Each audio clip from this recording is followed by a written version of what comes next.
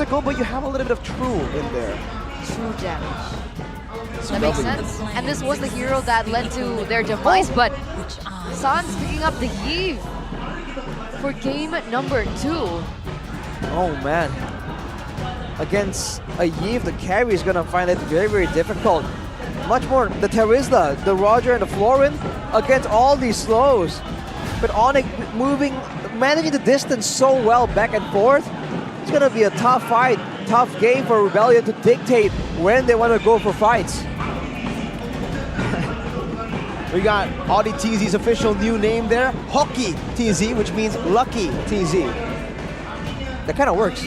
Lucky TZ. Lucky TZ. He did say that he is banking on a lot of luck to get his victories. Now against Onic, will that luck be enough? That's the question. And even the lineup rating looks like it's leaning more towards Onic for game number 2. Possibly the final game of this best of 3 series against the Sky Kings Rebellion. Can they force a game number 3? Let's welcome you, ladies and gentlemen, into the land of Dawn for game number 2. See how this plays out, especially in the early game. Once again, Vincent on the Roger will have a lot of clear, but what can Rebellion do with that faster clear speed? Can they go for an invade? Can they go for an earlier gank? Or even go for some steals right here? With Sans on the Yves, I don't remember, when's the last time we saw Sans using the Yves? It might be in the previous season.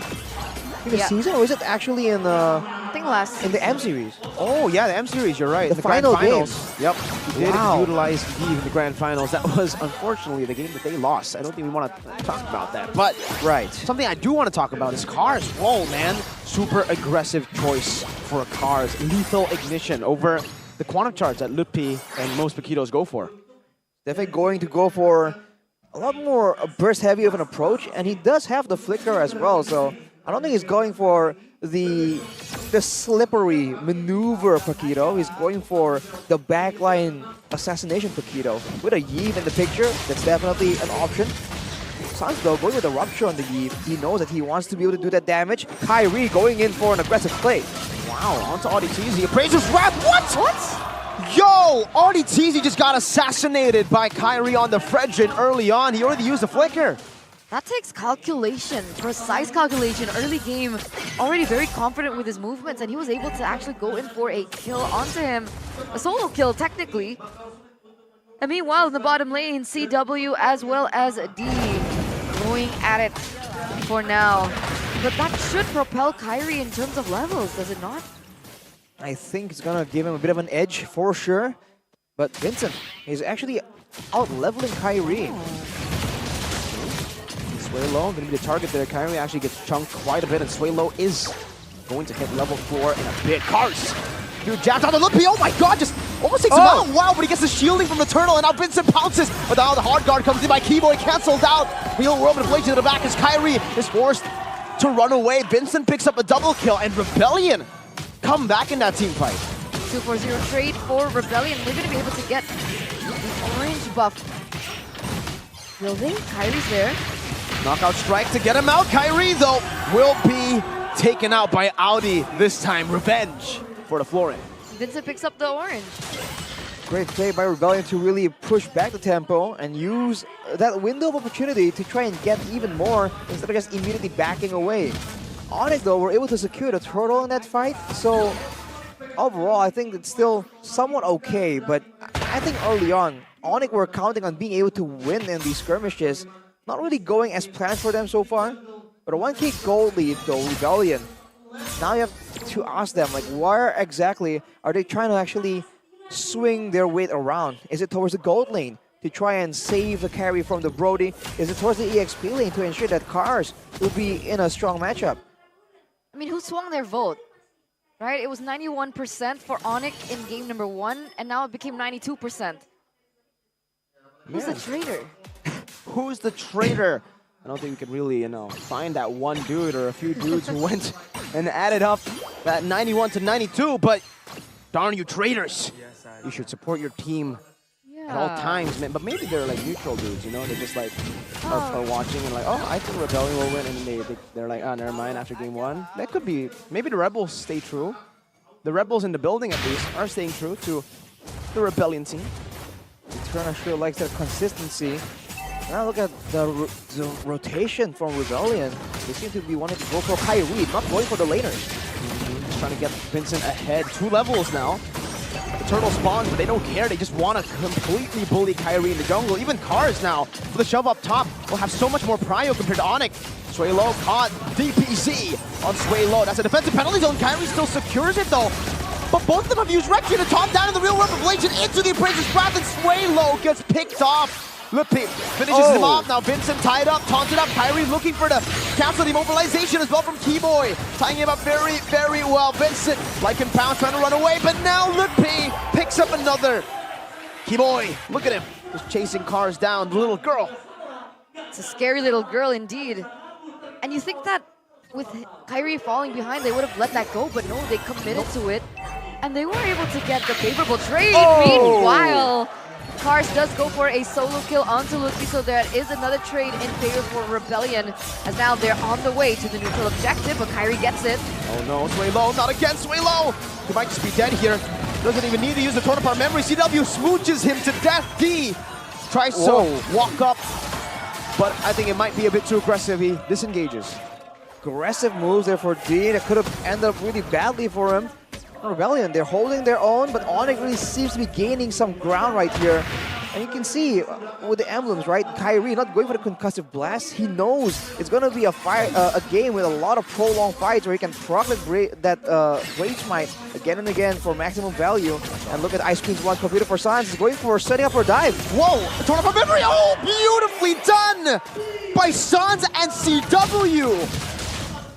That looked way too easy. How do they do that? Sans and CW, that chemistry, that synergy, the timing as well from CW to come back at that right moment. And not just a kill onto D, but they also get a turret in the bottom side as well. Now with the Flash of the Waste is completed for both roamers though, Audi and Keyboy, this means that the fights are going to get even longer. And I must say, from the looks of it, it really is going to favor Onic with the more spammable spells, especially with the Yves that has been buffed in the hands of Sans. He's going for no Enchanta Talisman, by the way. Went for the Demon Shoes, straight into the Ice Queen's Wand for the quicker power spike. A build that I personally like using myself.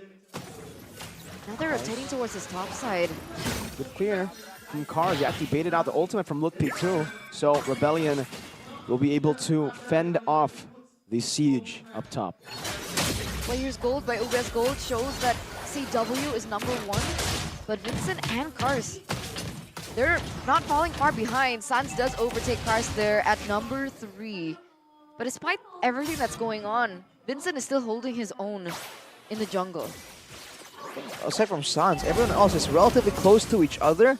But as the fights keep building up like this, I feel like the fighters on the side of Onic are going to start accruing a lot more gold here as Ludwig tries to zone everyone away, the whole team. With the Angela, you can do this. Vincent gets shredded down. My God, forced to use the Bloom Sway Low with the DPZ to try to fend off. Not able to find CW now with the flicker forwards as well. Whoa, what an outcome in the peel, CW! Does he survive? He goes for the Quantum Charge, but Sway Low swings his hammer one last time. Not even Cars can escape from Sans. He takes another member down, and he looks to chase Sway Low. Oh no, on the Terizla. With a few swings of the hammer. Not able to escape, immobilized, taunted up, and just taken out by Lutpi.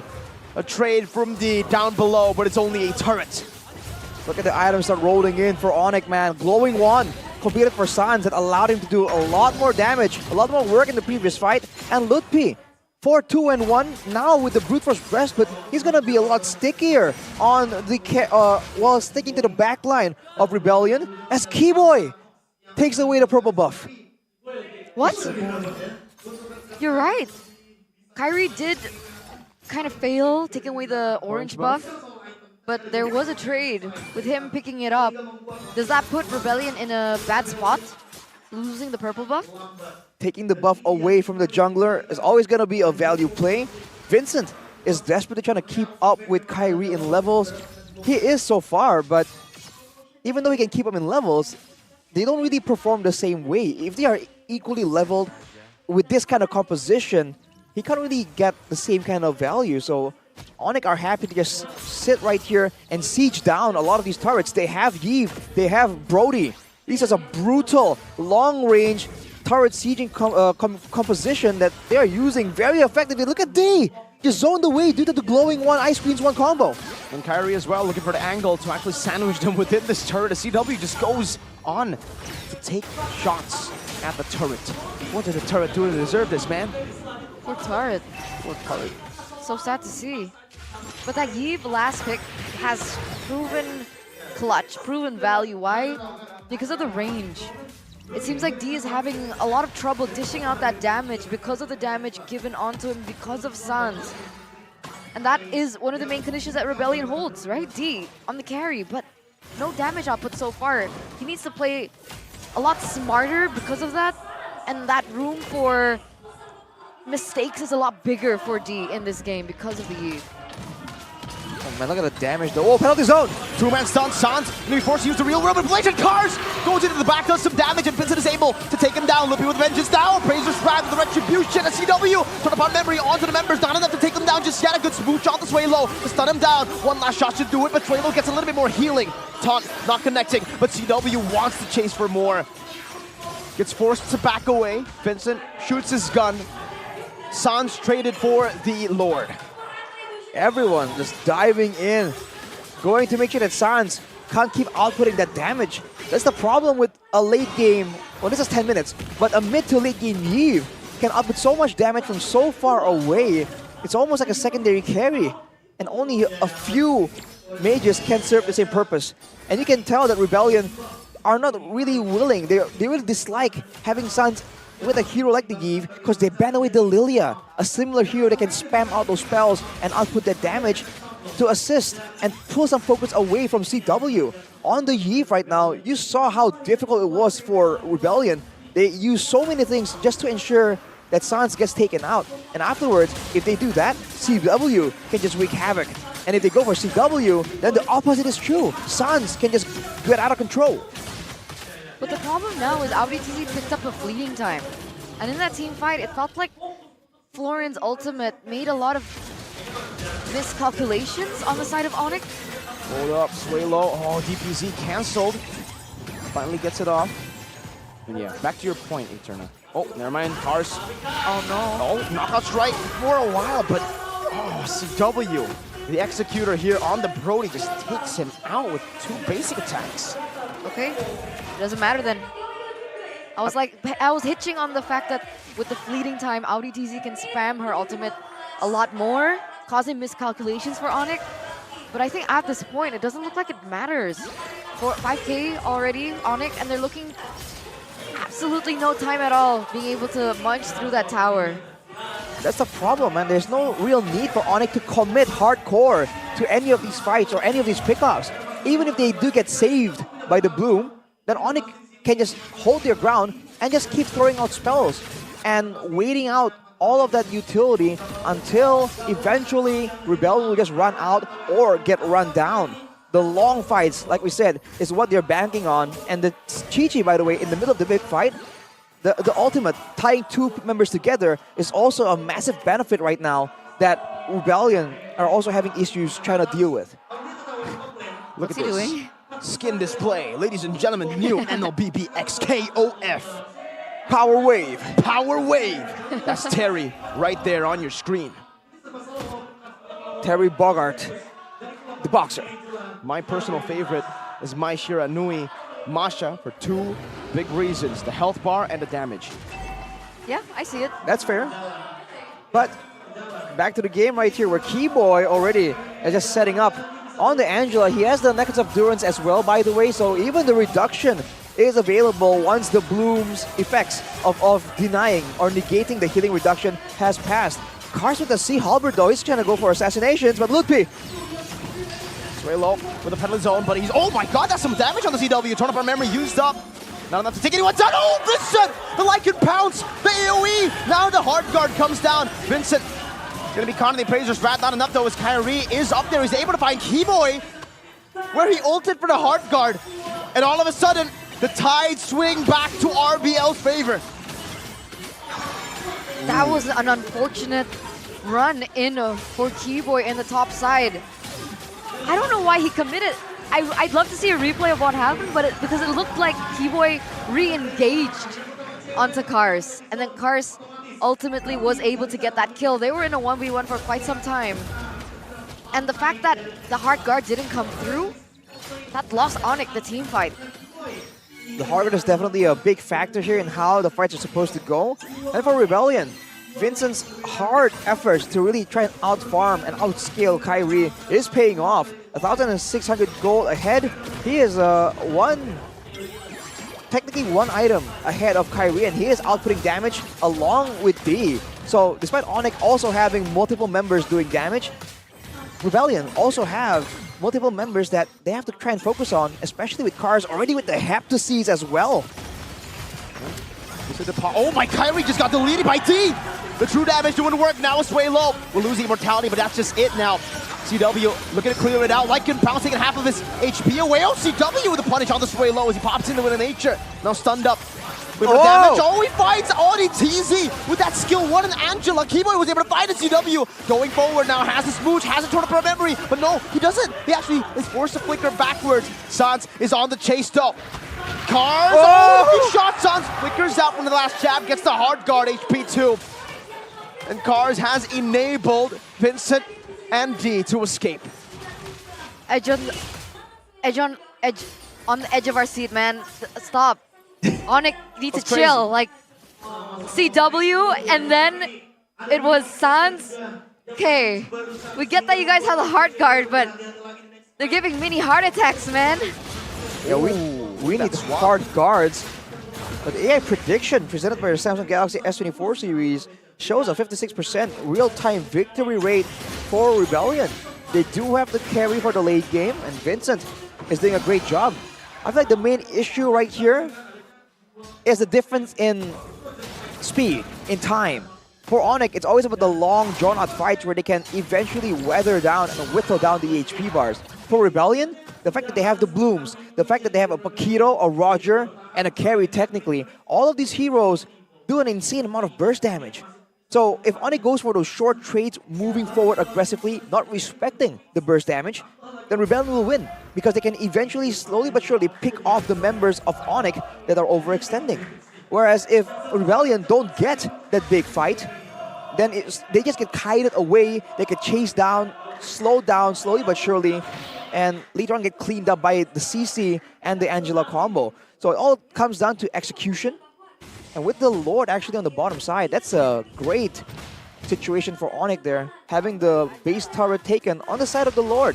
They can still go for the Angela split push play, but at this point, it's a bit too risky with Vincent and Cars both technically able to just completely one-shot Keyboy before he can escape with a hard guard. Remember what happened though last time? Neutral objective, Lord Dance. Cars was able to go for a split push. Cool. Might be deja vu, but we'll see, because Onic seems like they are managing their waves properly. Up top is a slow push though, and both teams reset the Lord. The sustain coming in for Rebellion is just really clutch though at this point. You can see that everyone from half HP, a couple of spells from Audi is enough to just heal them back to full. And from half HP, a blue will heal them, will top them up to full HP already. So Onic are fighting double HP bars technically. I'm just keeping my eye on the Cars right now. See what he wants to do rotation-wise, because Angela is all alone up there. CC, look, Pete, actually going at it now with an all-in onto the Paquito. We'll see if Cars can actually evade from it. That's a lot of damage placed down on the Cars of Rebellion. Look to commit on a neutral objective. Kyrie stopping it from resetting. Now as D goes in at the look, Pete has the vengeance. Real world inflation plays down Vincent. Looking for a retri appraisers. Ratho comboed in together with the retribution for the part memory as well. But D is able to purify out of the stacks now as Cars gets a knockout strike on the CW. Vincent doing some damage, has a Lycan form, but needs to respect the damage that can come back onto him. Onic, what a win on the neutral objective. that was best case scenario, and you should have seen it was tailored to perfection, right? They didn't want to straight away send Sans to the top side in fear of the presence of Cars.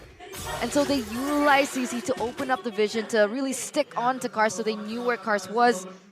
When Cars When CC started to rotate towards the Lord, the opening up of the map was so value. It's just a masterclass from Onic, and they go for the siege. Oh, D already down to half HP, and this time he does not have the Purify. Not even the Wind of Nature. And Onic know that. They're gonna use just one wave to look for a possible end angle. Heart Guard hovered over to CW. Holy Crystal from Sans already. And now the Empowered Wave reaches the top side of the map where Cars is just going to be melted down. Still able to escape right now. The penalty zone locks CW down. Has a flicker to escape for a bit, but Kyrie will be munched on by Vincent on the Lycan Pound. Sans now next to the target. Next to the chopping block, Vincent goes in with Lycan form again, losing immortality as Flippy pops into Vengeance. Now CW free hitting still in the back line, and Sway Low is all alone, gets smooched by the Brody and taken out. That's a 1-for-1 trade right there, right here. Kyrie gets taken off the board. It doesn't look like Onic want to go for the defense just yet. They open up the turret in the bottom side. CW still on standby. But again, he has to respect that damage coming through from Cars. On the other side for Onic though, with a BOD in the hands of CW, full items, and Sans win the Eve. They're gonna go for this final turret, and the siege power is just so devastating from Onic. They clear out the base, and they're playing it disciplined. They don't want to let Rebellion, by a stroke of luck, find anything. But now it's back to the waiting game, but they have the wave advantages. And man, what season is it? I keep asking. Going for the Lords, waiting, using the real world manipulation at the right moment. This is all things we haven't seen in a long, long time. It's very rare we do see it. And when we see Yves, we also think of Suelo. It was one of his highlighted heroes. One of my questions was the Roger earlier on picked up the BOD. It looks like he sold it again. What he did is going for now just like a double proc here with the Endless Battle and the Giants, the Thunderbelt. So he is just trying to be a bit more provide more utility and go for more burst damage. Because for the most part in these big fights, Vincent hasn't been just staying still, outputting damage, hitting from far away. He's been going in to assassinate someone and then immediately tries to get out while the healing, while the sustain coming in from Auditizi can keep him alive. And now Onic, they're just playing the waiting game. They bait out Suelo. Wow, Sans just flickers out of that. Vincent trying to do some damage with CW. It's just chunking away. Vincent very low. Torn apart memory not used up. Just CW with a flicker forward. Calvin Winata with a torn apart memory. Picks up the double kill. D is next is Lupe. This plays with the yo-yo. Auditizi trying to back away. There's one wave up top, and Onic will try to utilize it to secure a 2-0. Cars in the back with a knockout strike, Lupe with Vengeance, now zoning them away. He will lose out of the Wind of Nature, but Cars buys a bit of retrenchment just in time. They will be taken out, and so does Rebellion. 2-0 clean sweep for the Sky Kings. No more playing around, no more joking around. Upper brackets, here we go. No mercy whatsoever from Onic. They know they have the playoff spot secured, but they have their eyes set on the prize. Whatever the cost, whichever team has to pay the price, they see it, they grab it, they make it happen.